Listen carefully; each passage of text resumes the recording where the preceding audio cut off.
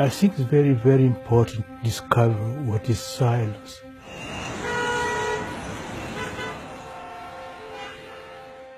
Silence is not only not talking.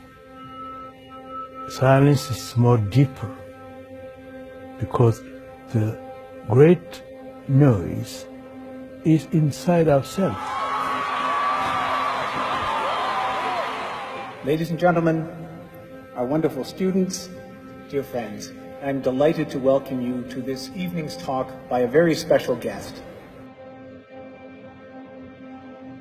Even in our churches, there is too much noise.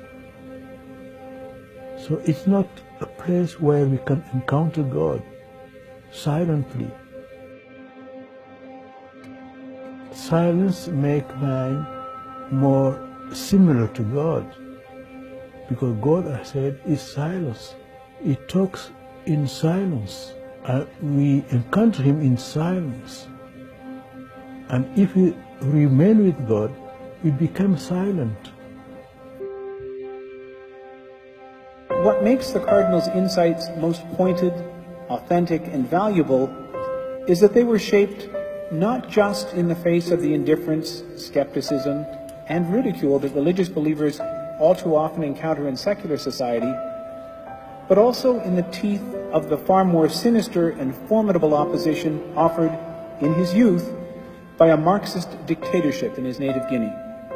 I think why the Western countries today are no believers, are less believers, because they are every time talking. They know no silence, and the face is going down. Silence is really the moment where I construct myself as a human being related to God. And without God and without silence, we are lost. What are we doing here? In other words, what are our lives for? What kind of people are we called to be?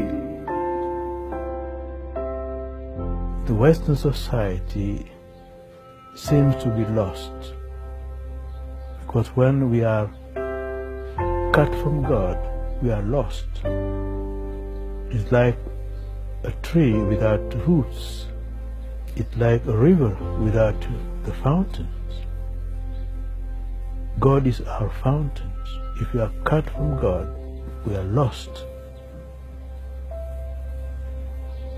And God is silent.